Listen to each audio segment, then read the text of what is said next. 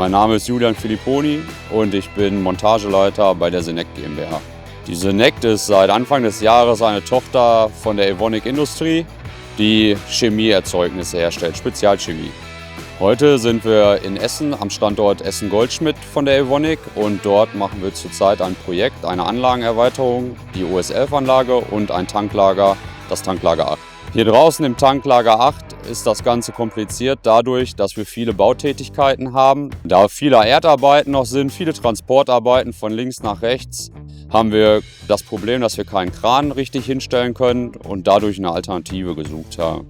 Als ich den Liftbot das erste Mal gesehen habe, habe ich mir gedacht, ganz schön klein und kompakt, gucken, was der so kann. Die Energiequelle, die der Liftbot benutzt, ist ein Akku und der ist jederzeit austauschbar und wir ersparen uns einen langen Kabelweg zum Baustromverteiler.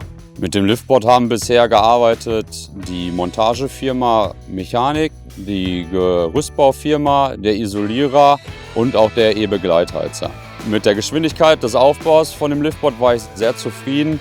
Durch die Modulbauweise der Schiene und den schnellen Materialtransport wurde das Gerüst schnell in die Höhe gezogen.